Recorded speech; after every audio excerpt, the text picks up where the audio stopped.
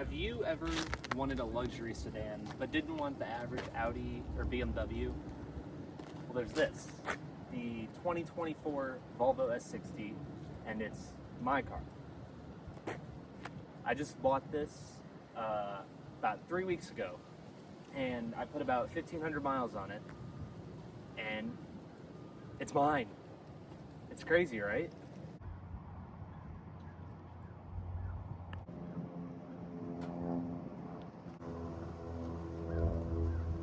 So I've been looking for a car since February, probably, and looking to replace the 9.3, but I still have the 9.3. I was looking at Audi S4s, Audi A6s, BMW 5 Series, 3 Series, Mercedes-Benz C-Class, all of those big body Euro sedans, and I chose Volvo. I wanted to stay with the Swedish crowd. I like the community, I like the people that I meet over there, and I chose a 2024 S60 B5 Plus in denim blue on blonde interior with the 19-inch wheels, cold weather package, heated steering wheel, heated seats, a lot of features. It's a hybrid, so it gets about 32 miles per gallon highway, like 27 city, I think. And I'm just in love with it, honestly. Coming around to the front, we got the dark theme package, which blacks out the grille, adds some nicer wheels, black the mirror caps, and then all the door trim right here. And then coming back to the rear, I'm gonna show you the car, and then I'll take it for a drive for a little bit to show you guys. But let's get inside. It's freaking freezing. The S60, I get proximity keys so I can lock and the mirrors fold in, or I can unlock by doing that, and we're in. Hopping in to the new S60, you'll find that it is a very nice interior, nice quality materials, real wood on the dash, which is fascinating to me. We got giant touchscreen, digital, fully gauge cluster, this nice two-tone steering wheel, and then we got this overall very nice quality looking material in here. A giant panoramic sunroof, decently spacious back seat in here. Turning on the S60, it's very familiar to me as a Saab owner as well. Ignition's right here in the center. All you have to do is twist, and the car's on. So in here we got the Harman Kardon sound system, which actually sounds so friggin' amazing. Nice door handles, nice horn. In here, it's a Google system, which is also fascinating. And I can watch YouTube. I can watch YouTube in here. I can pull up my channel. See? That's so cool. We got other typical things in here, such as Sirius XM, Apple CarPlay, Android Auto. You can see the air quality, the owner's manual. There's no book in the glove box. It's in the screen, which it's a little bit weird, especially because if you're trying to look for something and your car battery's dead or something, how are you supposed to look it up, you know? And again, I feel like since it's a newer car, they don't want you servicing it yourself, and they want you to take it to the dealer. It's strange. Also, download apps in the Google Play Store and you can put in your Google account. I think there's a few games that you can get on here too to pass time. Yeah, like these things, whatever Shawarma Legend is. And then Google Maps is the map system that's built into the car, since it's a Google OS. Coming around into the gauge cluster, there's not much customization in this. So all you can really do to put in the center right there, the only thing you can really do is turn off and on the map. You can't show your radio, other car stats. It's just the map, which I find a bit dumb, but it's not that bad. It's helpful when I want to see what song I'm playing on the Apple CarPlay, and then if I have directions up, it'll pop up in there. It seems not too bad. The thing also has pilot assist, cruise control, and then also adaptive cruise control. It'll follow the car behind you and maintain a distance between you and that car. The turn signal stock, we have the front fog lights, rear fog lights, and then all your light controls, turn signal. And then over here we have the wiper controls, nothing too special there, but one cool thing is that when I pull back the washer fluid thing, the washer fluid comes off of the wipers, which is pretty sick, rather than having jets on the hood. Down here we got some storage space, pretty decently sized. Every outlet in here is USB-C. There's no USB-A in here. Don't mind the mess. We got rear heated seats in here. And then we also got the front heated seats, which are integrated into the gauge cluster. Or not gauge cluster, center screen. And for the AC controls, it's also integrated in here. It's kind of intuitive. I've never really had much trouble using it, but I can see where some frustration may start. Mainly just a preference thing of if people want physical buttons for the AC controls and radio. And down here to the transmission lever, it's an 8-speed Aisin automatic transmission paired with 2 electric motors and making about 250 horsepower. I don't really know the torque figure off the top of my head. The transmission lever is pretty easy to use. All you have to do is push it forward for reverse. Then that 360 cam will come up. I can show you that. You can get all angles of the car. And then put it in neutral. It's just one click back, and then drive again, pull down. And then you can also do a manual mode, pulling it down again, and then you can change through any of the gears that you want to. And to put it in park, you just hit the P, and you're in park. We're gonna come here and pop the hood.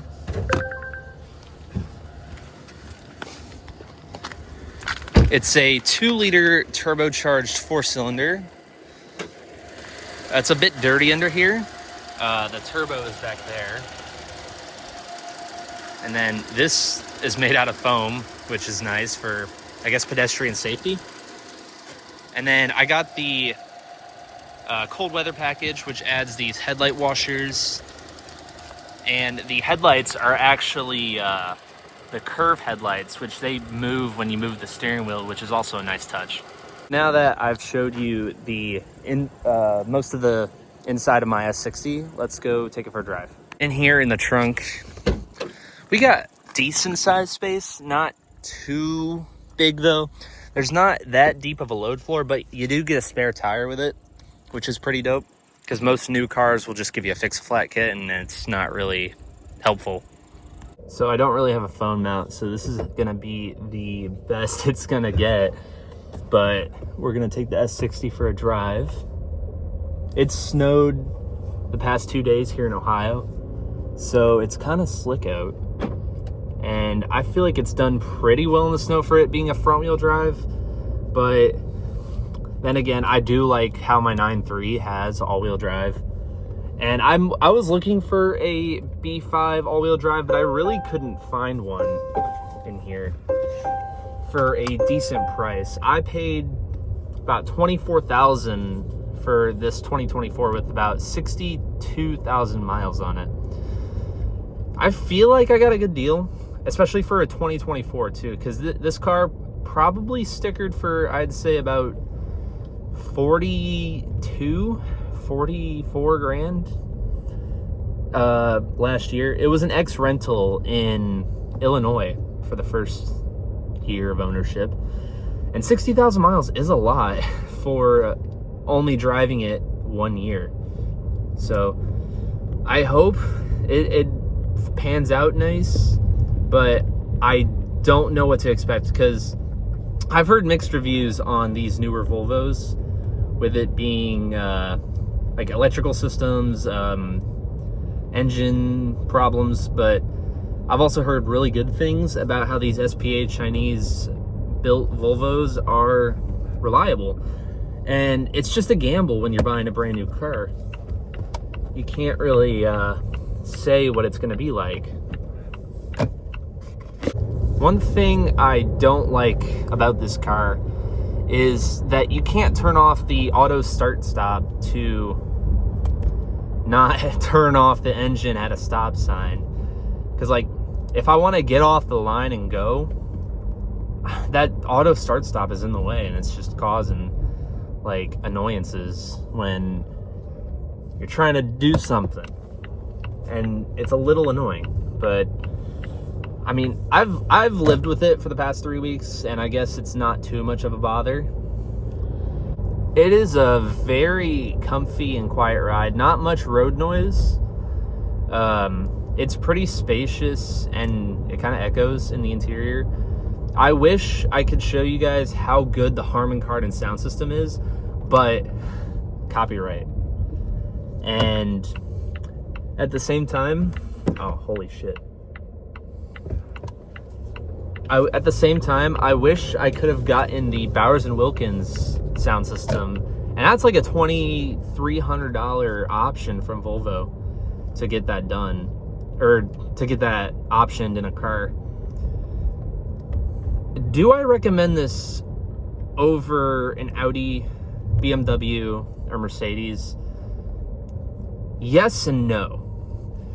Yes, as in it's a better looking car in my opinion, and no, as in the comfortability and more quality materials, because you can tell that this is a 40 grand car versus a BMW 5 Series, which is, I guess, about the same size.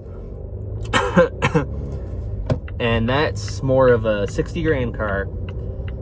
And you can definitely tell that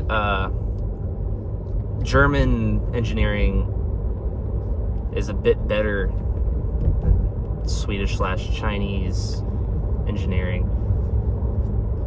But I'm happy with this purchase, and I feel that I made the right choice rather than going with German. Got a little bit of open road, so I'm gonna throw it in manual mode, and then we're gonna give it some gas. Oh shit.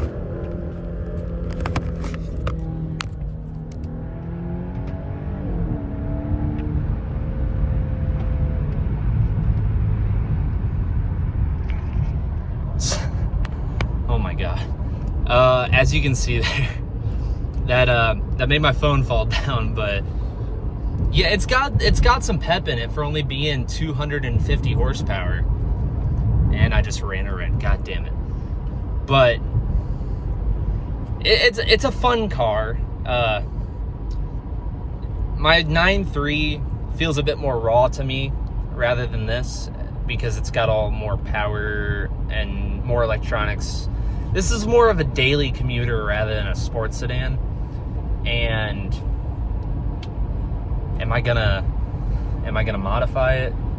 Probably, but it's gonna be a while before I throw something at it, like a tune or any bolt-ons, because I just want to enjoy it stock, you know? I just want to enjoy the comfortability that this car brings. Coming from a stop, it feels good. I like this car.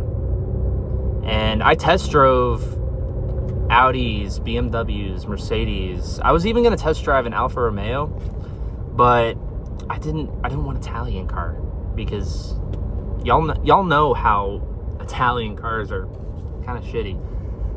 But this is very, very comfortable, and I like it a lot. It's a big step up from my Saab, which is kind of a clapper at the moment. I'll give an update video on that very, very soon, because there's a lot that's going on with that thing. But overall, this car better than a WRX, which I don't like the WRX. Better, in my opinion, than a C-Class 3 Series or an A4. Better looking, but does it do everything all those other cars do? No. But that's not really what I was looking for. I was looking for something nice, comfortable, and if I need to play with it, I can play with it. And that's how I ended up with an S60. I feel like a Connecticut dad driving this thing, especially with the type of music I play and the way I dress. I just feel like some New Englander that's like preppy and fucking uptight and shit. Like, on the used market, these things are a bargain. But brand new, I wouldn't buy one brand new, because, well, one, buying a brand new car is low-key kind of stupid in itself. And then, two, the depreciation already hit. So, this car is like, I bought it like half off the MSRP. It's not bad. I just feel that it was a good thing, because it's a big step up from the Saab, and I needed an upgrade anyway. I still have that car. It's sitting at my house right now, and I haven't driven it much since I bought this, only because there's so much going on with that car. So, to answer the question, should you buy an SPA chassis Volvo? Yes, but buy it used. Buying it new, you never know what you're gonna get. You never know what the warranty and shit. Why do that? Why buy a brand new car? But this is the review of my brand new 2024 Volvo S60. Expect to see this car on the channel more often, and thanks for watching.